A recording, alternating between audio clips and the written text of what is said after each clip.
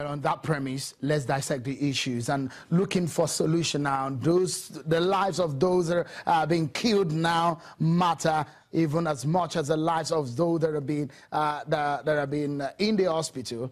But then, how do we get out of what has become a quagmire?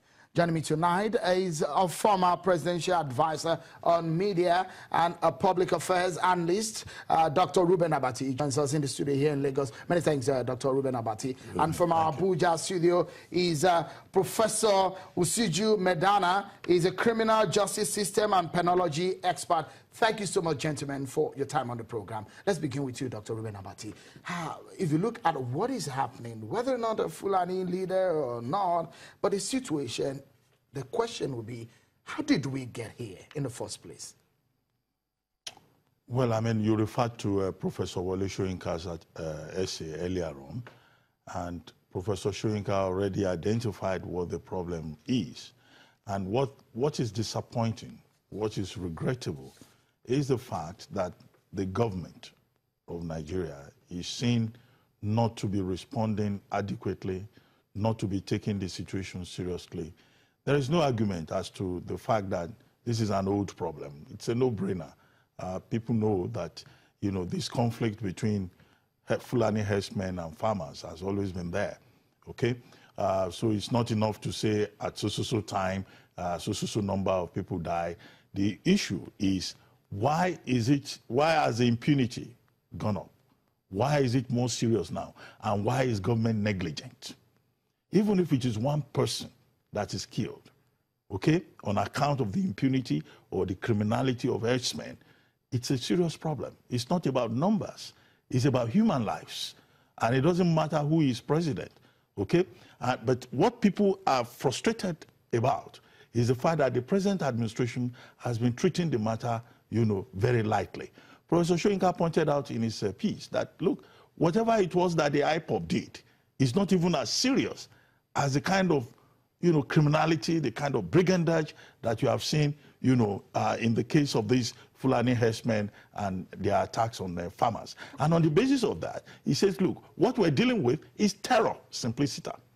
And it was the same point that was made earlier today during the handshake across the Niger summit between, you know, in Enugu, between the East, the South, the Southwest, and leaders of the Middle Belt. So the message to the federal government is to take the matter far more seriously. Well, I mean, you've advised the president in this country at some point. Quickly, if you tell us, if you had advised the president that is sitting as a Fulani man, what would you have advised him to do in this situation? Well, I mean, the government of Nigeria has the responsibility to ensure the security and welfare of the Nigerian people. And that is why, you know, this is not a partisan matter. This is not about parties, about political parties. This is not a PDP versus APC matter. What we're dealing with is human lives. And that's why there's such a great outrage across the Middle Belt, even all the way to even Adamawa State. And people are saying, look, this is unacceptable. All right. More so as the security agencies have proven to be negligent. In one particular instance, 7 villages were attacked, okay, over a period. And you have the soldiers there, you had the policemen there, nobody intervened on behalf of these people. I will, in another moment, I will ask you one question, but just for a moment, let's talk to Professor Medana. You are an expert in this field. Why are the herders become so? This is not a new issue, though. It's been here with us for a while now. What exactly is this issue of open grazing? Because a governor has said, look, is the promulgation of this law that has caused the escalation of this crisis. But then you ask, this case has been with us for a while. From your own standpoint, as a scholar, what is your take on this? Please, let's look at the study funded by DFID on the herdsmen and farmers clashes.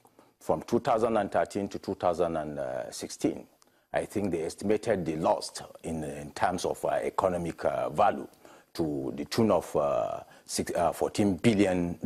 That is what Nigeria is losing.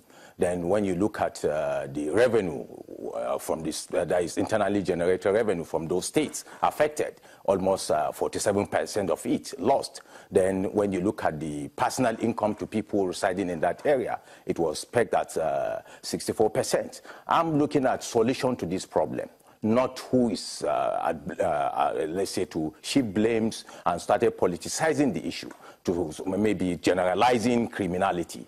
If you look at it, actually, if you now say the whole Fulani herdsmen or the Fulani herdsmen, that study says almost 10 million people around West Africa. Their primary source of livelihood depends on kind of livestock related business. Then you have a lot of people, almost 70, let's say 70 million too, that are into livestock related business too. So when you look at it, we have to now look at it from the perspective of economic development.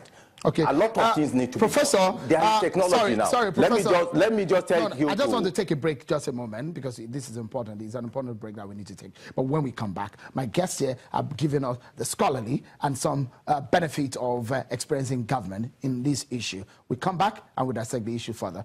Stay with us, everyone. We'll be right back.